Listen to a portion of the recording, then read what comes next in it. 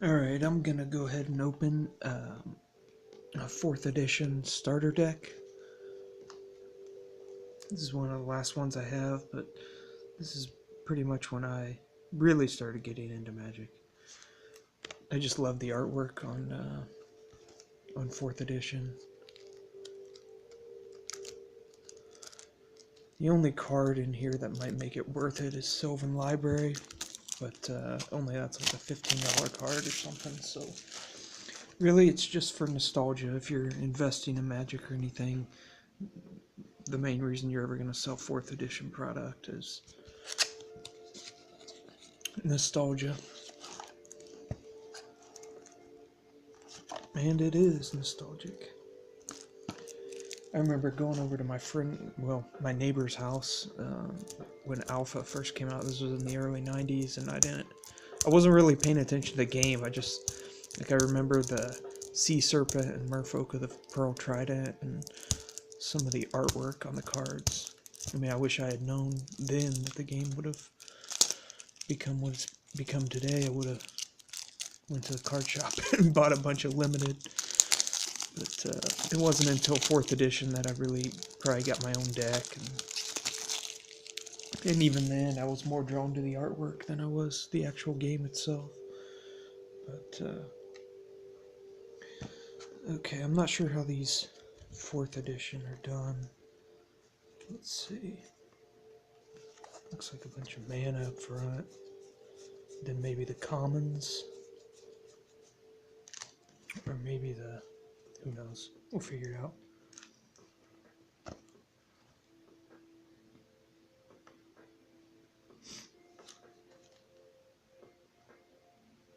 Wasn't there a Scorpion song? Winds of Change. Love the artwork on that. Quentin Hoover.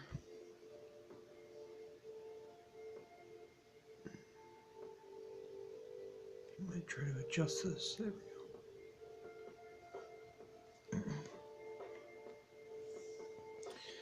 Even though it's a terrible card, 7 mana for a 5/5 trample.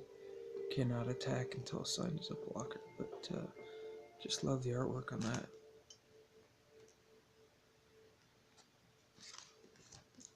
Yeah, if you're looking for me to go through these fast, I'm going through them for nostalgia, so if there's anything I appreciate or anything I remember, I'm going to stop on those. Reminds me of Fall. Who's that? Nene Thomas. Not familiar with that artist. And Cinematics. Just love the uniqueness of each artist, and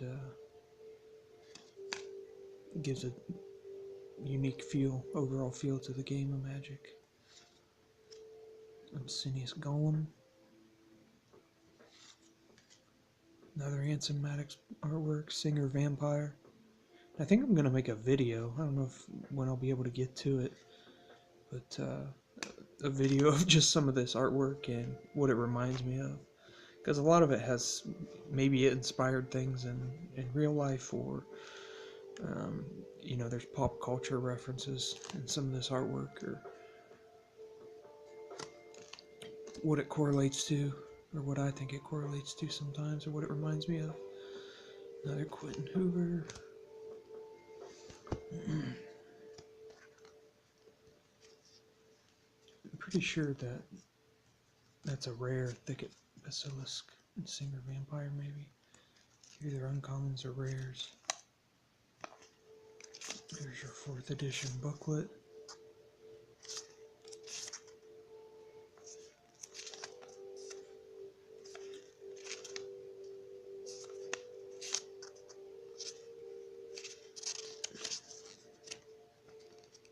And I've always wondered what would happen if I might do a video on me mailing this in and seeing what happens.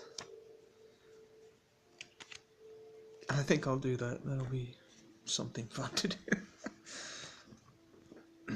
Piety, Mark Poole. I got his signature on a few cards. I'll have to get out my signed cards and make a video on that. Really cool artwork. Ron Spencer. Spellblast. Disgusting. Unsummon, Douglas Schuler, really like Sarah Angel. What was it? Northern Paladin. Carnivorous Plant, another Quentin Hoover.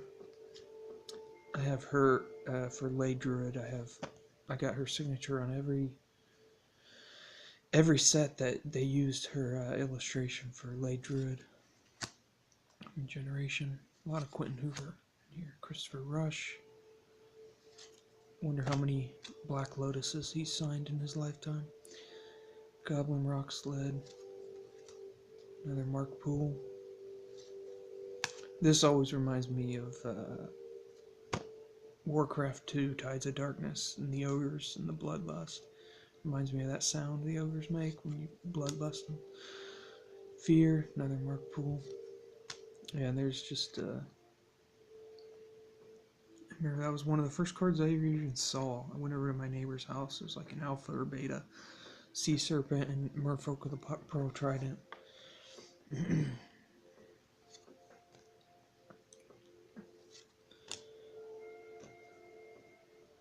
His backgrounds are always real neat.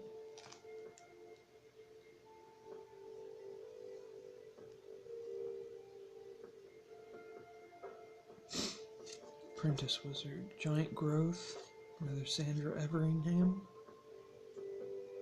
Fortified Area, Hill Giant, Alabaster Potion.